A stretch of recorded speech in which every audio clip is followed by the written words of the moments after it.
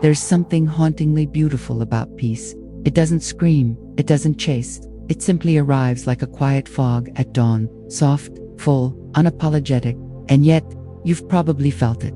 That subtle shift in the air when you enter a room, the way conversations die down, the sideways glances, the sudden silences. You're not imagining it, you're not too much, you're just tuned differently now. There is a moment, not loud, not obvious, when your energy starts to move ahead of your words, when people feel you before you even speak, and for some, that's enough to turn away. But why? Because when your vibration rises, you stop blending in, you become contrast, you become mirror, and mirrors, my friend, are rarely welcome in places where the truth has been sleeping. Neville Goddard whispered it through time. You do not attract what you want, you attract what you are. And the moment you become peace, real peace, not polished politeness, the world around you begins to respond, not with applause, but with resistance. Dr. Joe Dispenza reveals that a heart in coherence radiates a magnetic field, powerful, precise, intelligent. This field sends signals. It reorganizes. It comforts the aligned, and it disturbs the unresolved, not because it wants to, but because that's what coherence does. It reveals where incoherence hides. This is not about judgment. This is about resonance. You're not here to fix others. You're not here to dim your light so others don't feel blind. You're here to remember who you are, and allow that remembering to ripple outward. So if people start to drift when you soften into yourself, if silence follows you like a cloak, if you feel like your very presence says what your words never could, you're not losing connection, you're becoming connection. And now, you'll start to see it. The 7 signs. The subtle ways your high frequency moves through the world and unsettles what still clings to the noise. But first, just breathe, place your hand on your heart, and notice the rhythm of your own stillness. That's where we begin. So tell me, have you ever been told that you're just too much? There's a particular loneliness that visits those who begin to glow from within. It's not the loneliness of being without company, it's the silence of being unseen in your truth. Maybe you've felt it. You walk into a space, fully yourself, grounded, clear, and the room shifts. People fidget, eyes avert, conversations take detours away from depth, and suddenly, without knowing why, you feel like too much, too intense, too still, too real. But here's the deeper truth. You are not overwhelming. You are just no longer dim. When someone is still living in the fog, busy avoiding their own reflection, your light becomes a mirror. And mirrors don't lie. They don't attack. They just reflect.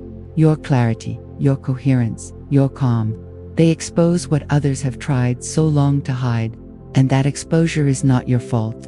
It's simply the effect of truth on a soul not yet ready to see. Imagine this. A pristine, white room, flooded with golden light. Now imagine someone covered in dust, trying to walk into that room unnoticed. They hesitate. They retract. Not because the room is judging them, but because the light makes their dust impossible to ignore. Your energy is that light. It's not loud, it's not pushy, it simply illuminates. Neuroscience offers a quiet confirmation. When your nervous system is regulated, when heart and mind are in alignment, the coherence you carry subtly stimulates discomfort in dysregulated systems.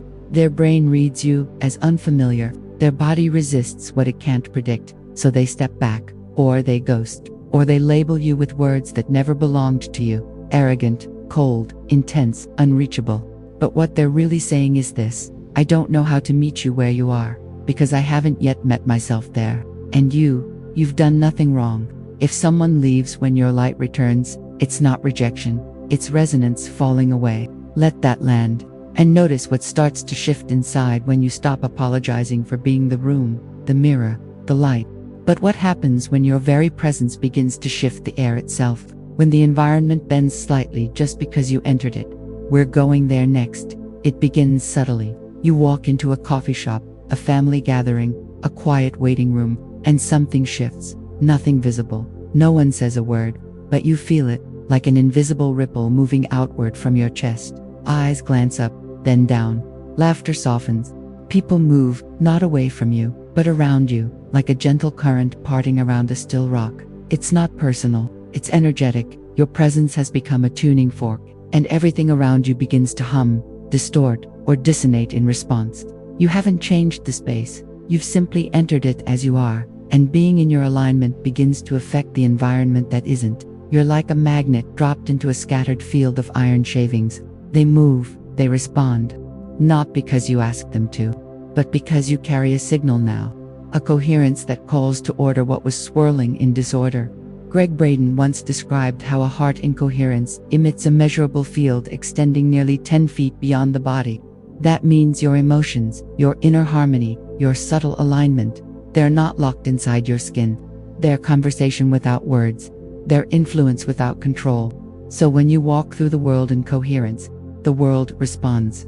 And sometimes that response feels strange. People who've anchored their identity in chaos may feel inexplicably uncomfortable around your calm, not because you threaten them, but because your vibration activates something ancient inside them, a memory of truth, a recognition of a path they once left behind. And that recognition can be painful, because truth, even in silence, can pierce like a bell through fog.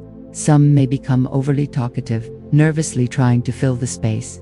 Others may grow quiet, unsure why your stillness feels like both invitation and confrontation, and yet you've done nothing but arrive, fully, honestly, unapologetically. Your field speaks before your mouth does, and sometimes, just standing in your authenticity is enough to stir the entire room. But what happens when your peace is misunderstood? When your stillness is seen not as grace, but as arrogance? Let's look deeper into that. There's a silence that comes when you no longer feel the need to prove anything. A kind of inner stillness that no longer performs, no longer explains, no longer reaches outward for validation. It's not indifference, it's integration. But to those who live in noise, who survive through reactivity and identity built on struggle, your calm might feel offensive. It's a strange thing to witness. Your peace, misread as pride. Your clarity, labeled as coldness. Your stillness, mistaken for superiority. You're not withdrawing. You're simply not leaking.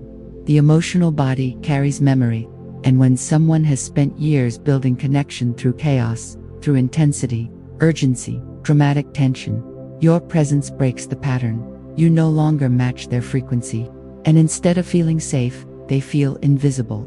Neuroscience reminds us the human brain is drawn to what's familiar, not necessarily what's true.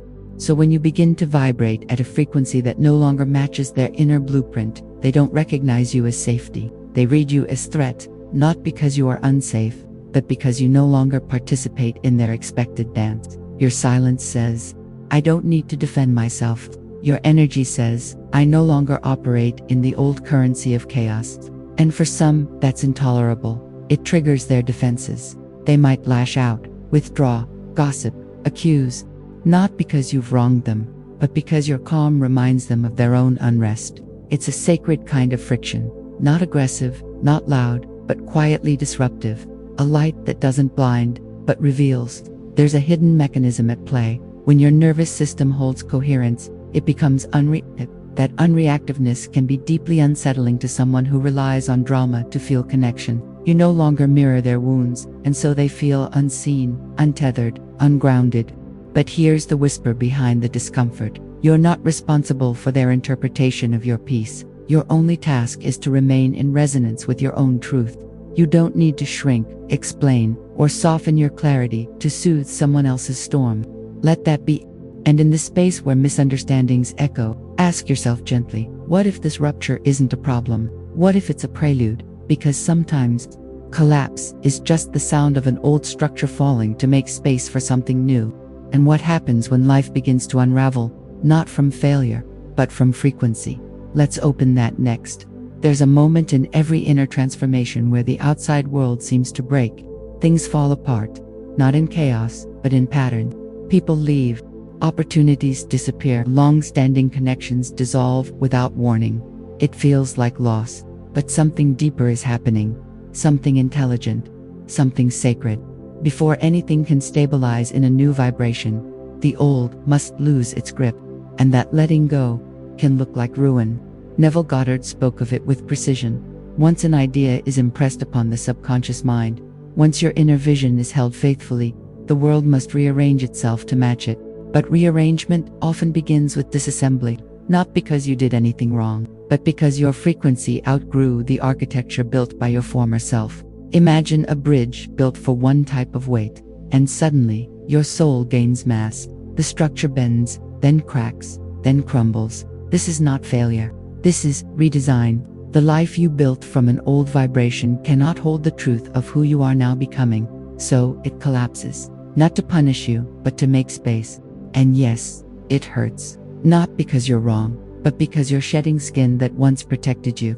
Friendships end, not in betrayal, but in misalignment. Jobs disappear, not as punishment, but as redirection. Places you once called home begin to feel foreign. This is the echo of evolution. And though it may seem like instability, it is, in truth, a sign that your frequency has already shifted. Reality is catching up.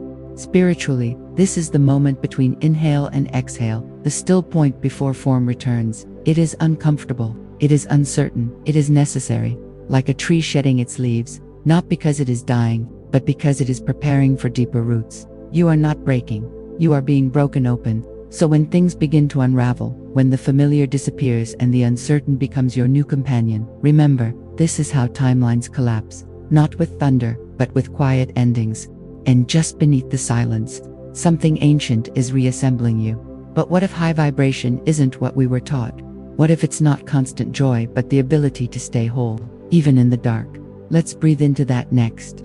We've been taught to chase happiness like it's a finish line, to smile, to think positive, to radiate light no matter the storm. But real vibrational power is quieter. It's not always smiling. It doesn't sparkle on command. It breathes differently.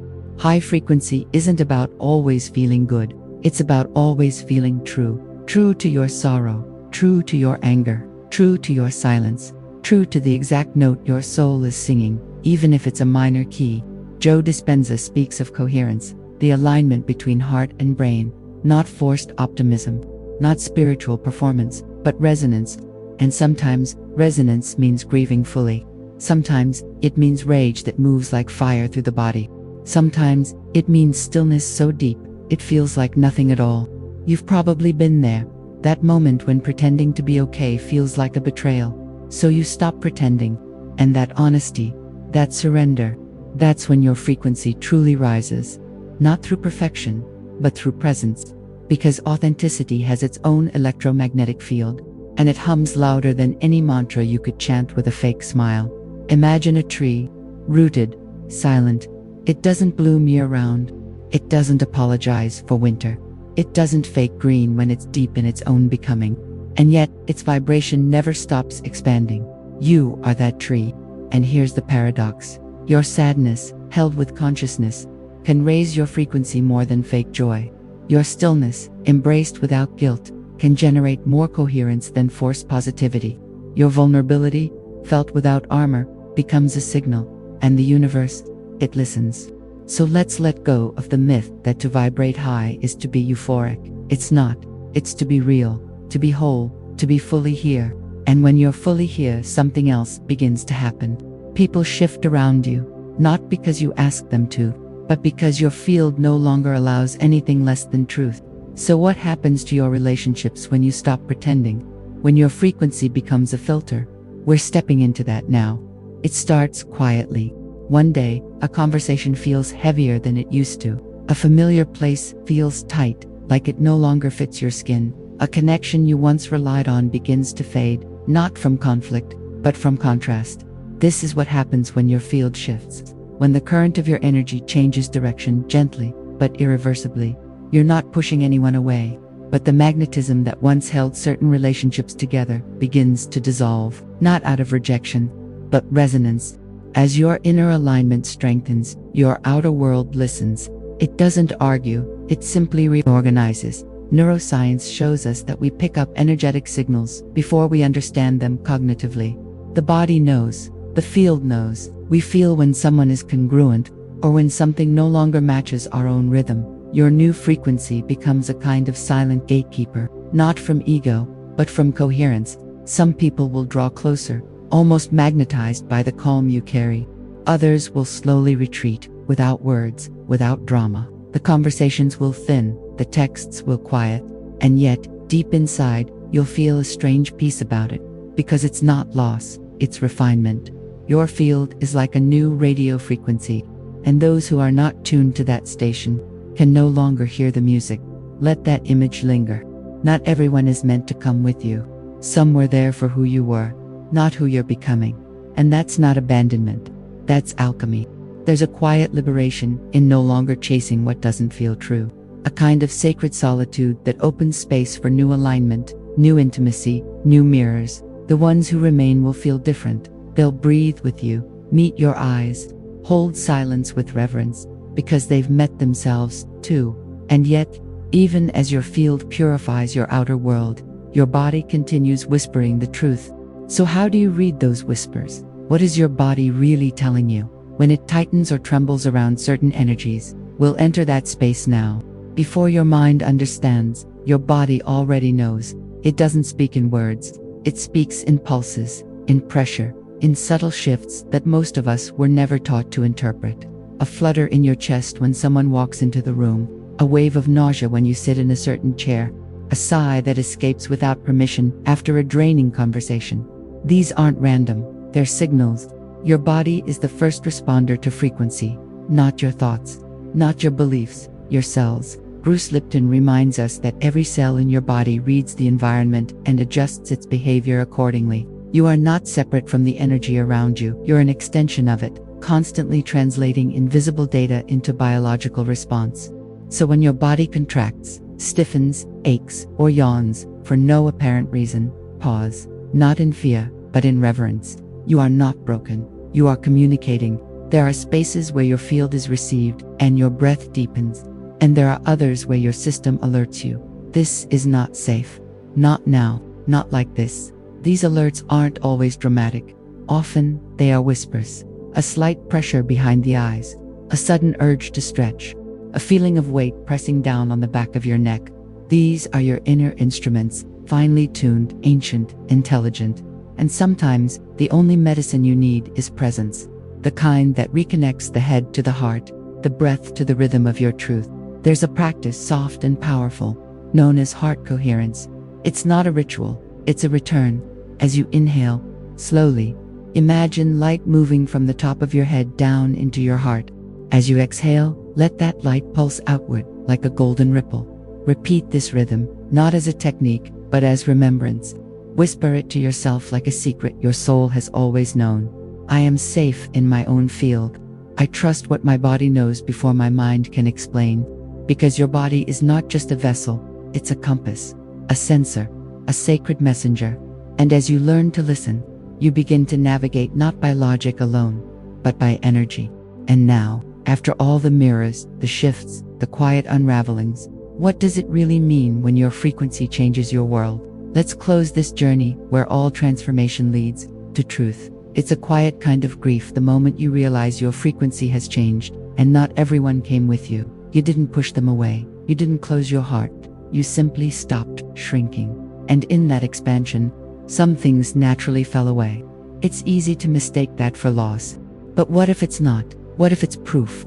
Bruce Lipton reminds us that beliefs don't just shape perception, they alter biology. Your inner world changes the structure of your cells, and your vibration, it shifts entire social ecosystems. You are not just influencing others, you are reshaping the invisible architecture of your reality. Joe Dispenza speaks of this not as theory, but as lived science. When your vibration rises, reality doesn't always respond with celebration.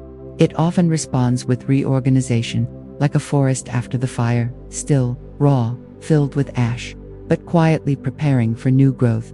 Not everything can walk with you through that ash. Not every voice can echo in your new stillness. But that's not the tragedy. That's the design. Because when your frequency shifts, the world doesn't mirror back what you used to be. It begins to reflect what you're now becoming. And the reflection might feel unfamiliar, even lonely.